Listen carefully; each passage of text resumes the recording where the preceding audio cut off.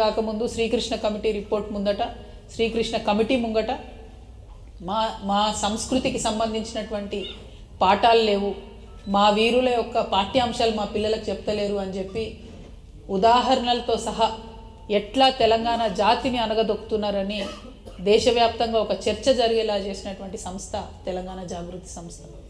అది million March కావచ్చు, సాగరహారం కావచ్చు, మానవహారం కావచ్చు, ఏ కార్యక్రమం చూసినా తెలంగాణ జాగృతి లేకుండా ఈ రాష్ట్రంలో తెలంగాణ ఉద్యమంలో జరిగినటువంటి దాఖలా మీకు కనబడదు.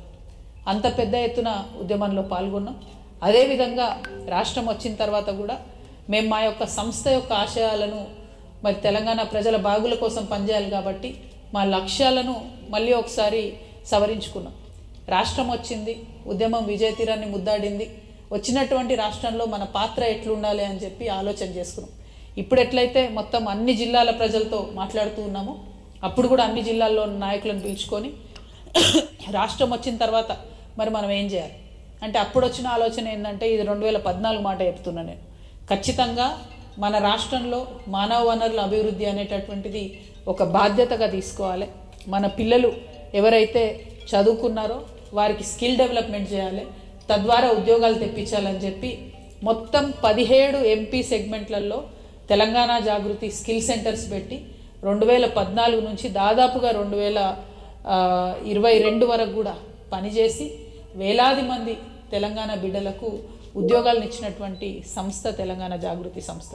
అంటే ఒక పరిస్థితి ఎదురైనప్పుడు, చరిత్ర క్రమంలో ఒక పరిణామం జరిగినప్పుడు దానికి తగ్గట్టుగా మా సంస్థ యొక్క లక్ష్యాలను మార్చుకుంటూ ఆ లక్ష్యాలు అప్పటి పరిస్థితులకు అనుగుణంగా ఉండాలి, ప్రజలకు ఉపయోగపడాలి అని పనిచేసినటువంటి సంస్థ తెలంగాణ జాగృతి సంస్థ.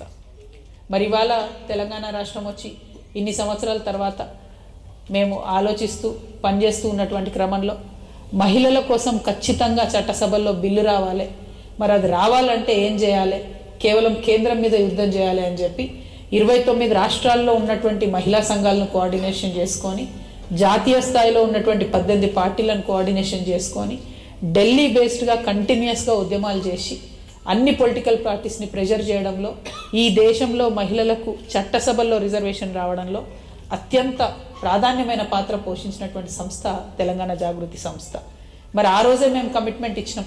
మహిళా బిల్లు కోసం ఢిల్లీలో ధర్నా చేసినప్పుడే ఓబీసీ మహిళలకు కూడా, అంటే బీసీ మహిళలకు కూడా ఖచ్చితంగా కోటాలో ఉపకోటా ఉండాల్సిందే. అంటే మహిళలకు కోటా రావాలంటే బీసీ బిడ్డలకు కూడా చట్టసభల్లో రిజర్వేషన్ రావాలి అని ఆనాడే ఆలోచన చేసినటువంటి సంస్థ తెలంగాణ జాగృతి సంస్థ.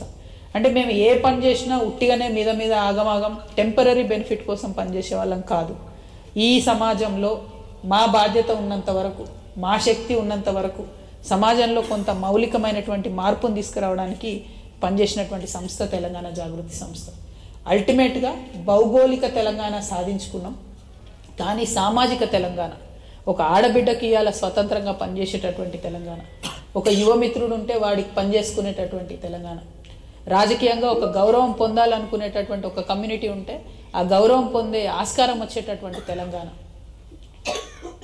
ఎన్నడూ అసెంబ్లీ గడపదొక్కని, ఎన్నడూ గ్రామ పంచాయతీ గడపదొక్కని అనేక కులాలు ఉంటే వారి గౌరవం లభించాలనేటటువంటి పోరాటం, అది ఆర్థికంగా కావచ్చు, సామాజికంగా కావచ్చు, రాజకీయంగా కావచ్చు, అన్ని విధాలుగా కూడా మొత్తం యావత్ తెలంగాణ సమాజాన్ని కలుపుకొని ముందుకెళ్ళేటటువంటి ప్రయత్నంలో సామాజిక తెలంగాణ సాధననే లక్ష్యంగా తెలంగాణ జాగృతి పనిచేస్తున్నది.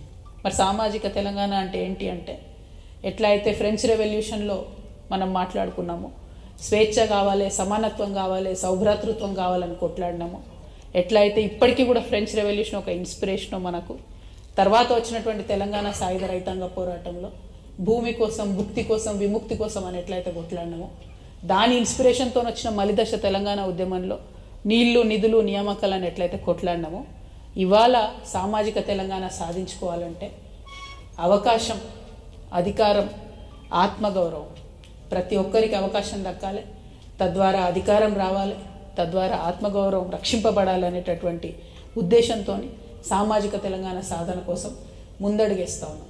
దానికి అనేక మార్గాలు ఉన్నాయి. అందులో ఖచ్చితంగా ఒకటి, బీసీల కోసం చట్టసభల్లో రిజర్వేషన్ రావాలి. దానికి తొలిమెట్టుగా 42% రిజర్వేషన్లది ఏదైతే కాంగ్రెస్ పార్టీ హామీ చేస్తున్నదో దాని అమలు కోసం పోరాటం చేయాలి. అది అక్కడితో ఆగదు. సామాజిక తెలంగాణ సాధన అంటే నేను చాలా బలంగా నమ్ముతాను. కులాలు అనేటటువంటివి మనుషులు పట్టించుకోరు. ఎప్పుడు పట్టించుకోరు? డబ్బు ఉంటే కులాల గురించి పట్టించుకోరు. నాకు